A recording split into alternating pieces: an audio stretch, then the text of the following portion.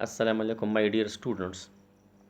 आज का हमारा टॉपिक है difference between glucose and fructose. Glucose और फ्रक्टोज के दरमियान कौन कौन से हम कहते हैं कि पॉइंट्स ऑफ डिसिमिलरिटीज़ हैं। तो आज हम इस पे डिस्कशन जो है वो करते हैं। ठीक है, तो सबसे पहले हम ग्लूकोज से स्टार्ट करते हैं कि ग्लूकोज जो है, ग्लूकोज इज़ पेंटाहाइड्रोक्सी एल्डिहाइड। इसमें जो फंक्शनल ग्रुप होगा वो अल्डिहाइड होगा, लेकिन इसमें जो हाइड्रोक्सिल की तादाद होगी वो होगी 5, यानी पेंटाहाइड्रोक्सी अल्डिहाइड होंगे। अब यहाँ पर आप इसको देख सकते हैं कि यहाँ पर देख लें तो ये हाइड्रोक्सिल 1 2 3 4 और ये 5, इसमें 5 हाइड्रोक्सिल जो है वो इस ग्लूकोज में जो है हम कहते हैं मौजूद हैं। ठीक, जबकि फ्रक्टोज में हम कहते हैं कि फ्रक्टोज इज़ अ पेंटाहाइड्रोक्सी कीटोन। इसमें जो फंक्शनल ग्रुप होगा कीटोन होगा और उसमें भी हाइड्रोक्सिल की जो तादाद होगी वो 5 होगी। अब यहाँ पर अगर हम देख लेते हैं तो ये 1 2 3 4 और ये 5, ये 5 हाइड्रोक्सिल इसमें शामिल हैं। इसमें भी हम कहते हैं कि इसमें भी 5 हाइड्रोक्सिल ग्रुप हैं और यहाँ पर भी हाइड्रोक्सिल के जो है वो 5 तादाद हैं। ठीक है, यहाँ पर हम कहते हैं कि glucose contain aldehyde functional group. अब ग्लूकोज में अल्डिहाइड फंक्शनल ग्रुप मौजूद होगा, यानी इस ग्लूकोज में अल्डिहाइड फंक्शनल ग्रुप होगा। ये अल्डिहाइड फंक्शनल ग्रुप इसमें है, इसमें अल्डिहाइड फंक्शनल ग्रुप है। अल्डिहाइड फंक्शनल ग्रुप हम कहते हैं कि carbonyl carbon double bond oxygen, इसके एक साइड पे हाइड्रोजन होगा और दूसरी साइड पे इस पे होगा अल्काइल, यानी कार्बन अटैच होगा। तो इस किस्म के पंच ग्रुप को हम कहते हैं अल्डिहाइड फंक्शनल ग्रुप। ठीक है, तो glucose contain aldehyde functional group, इसमें अल्डिहाइड फंक्शनल ग्रुप होगा। जबकि फ्रक्टोज में हम कहते हैं कि कीटोन फंक्शनल ग्रुप होगा। इसमें कीटोन कीटोन हम कहते हैं कि कार्बन डबल बॉन्ड ऑक्सीजन, इसके एक साइड पे आर और दूसरे साइड पे आर, यानी एक साइड पे आर का मतलब है कार्बन भी हो हम कह सकते हैं और अल्काइल ग्रुप भी हम इसको कह सकते हैं। तो कार्बन कार्बन यहाँ पर कार्बोनाइल के दोनों साइड पे कार्बन कार्बन अटैच हो या अल्काइल अटैच हो तो उसको हम कहते हैं कीटोन। तो ये इसमें हम कहते हैं कि इसमें कीटोन जो है वो फंक्शनल ग्रुप मौजूद है। ठीक, अब ग्लूकोज को, क्योंकि ग्लूकोज में अल्डिहाइड फंक्शनल ग्रुप है, तो जितने भी हम कहते हैं कि कार्बोहाइड्रेट्स के मालिक्यूल होते हैं और उसमें अगर अल्डिहाइड फंक्शनल ग्रुप मौजूद होगा तो उसको हम एल्डोस कहते हैं, एल्डोसिस कहते हैं, तमाम को हम एल्डोसिस कहते हैं। तो ग्लूकोज भी हम कहते हैं कि ये एल्डोस है, क्योंकि कार्बोहाइड्रेट स्टार्ट होता है कार्बन 3 से। तो कार्बन 3 वाले को हम कहते हैं कि ट्राइओस हम इसको कहते हैं। कार्बन 4 वाले को हम कहते हैं टेट्रोस। इस तरह कार्बन 5 को हम कहते हैं पेंटोज और इसी तरह कार्बन 6 को हम कहते हैं हेक्सोज, इस तरह हेप्टोज, इस तरह इसके नाम होते हैं। लेकिन सारों में, यानी सारे जो कार्बोहाइड्रेट होते हैं तो उसमें एक चीज़ जो है वो हम कहते हैं कि कॉमन होगी, और वो कॉमन चीज़ जो होगी उसमें हम कहते हैं कि वो अल्डिहाइड फंक्शनल ग्रुप रखते हैं। जबकि फ्रक्टोज में जो फंक्शनल ग्रुप होगा वो कीटोन होगा।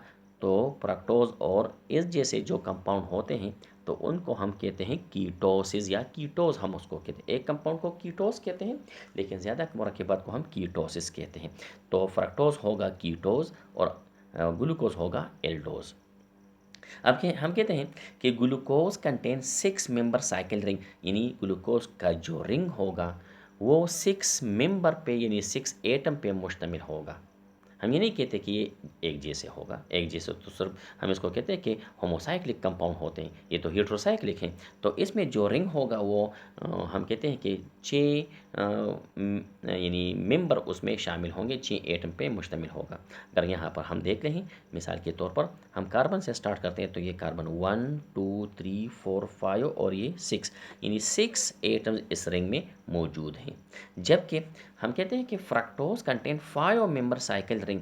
अब जब फ्रक्टोज को हम देखते हैं तो फ्रक्टोज में जो रिंग बनाता है उसमें 5 मेंबर हिस्सा लेते हैं। अगर यहाँ से हम स्टार्ट करते हैं तो कार्बन 1 2 3 4 और ये ऑक्सीजन, ये हम कहते हैं कि ये पायो मेंबर जो है ये रिंग बनाते हैं। तो ये फ्रक्टोज में पायो मेंबर जो है ये रिंग में मौजूद है और ग्लूकोज में जो है वो 6 मेंबर जो है वो मौजूद है। ये भी इसमें फ़र्क है।